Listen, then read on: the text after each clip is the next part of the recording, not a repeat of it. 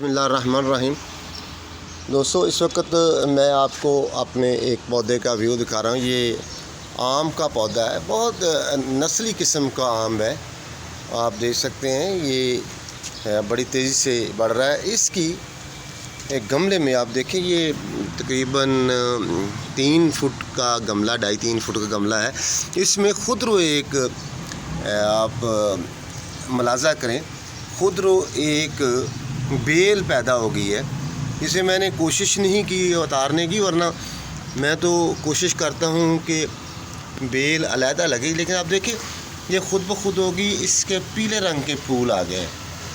तो ये क्योंकि मैंने ख़ुद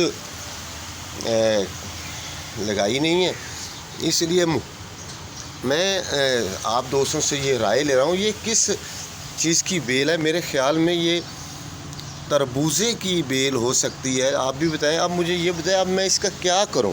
क्योंकि ये बेल बहुत तेज़ी से बढ़ रही है।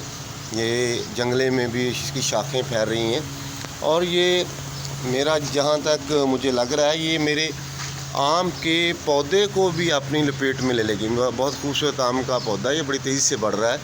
इंशाल्लाह नेक्स्ट ईयर जो है इस पर आम भी लगेंगे, और आप दोस्तों को भी हम दावत देंगे और आम भी खिलाएँगे। इसलिए मुझे ये इस बेल के बारे में बताएं। ये बेल अचानक ये इतनी तेज़ी से फैले, ये चंद हफ्तों में आप देख सकते हैं इस पे कितने फूल आ गए हैं। बहुत शुक्रिया।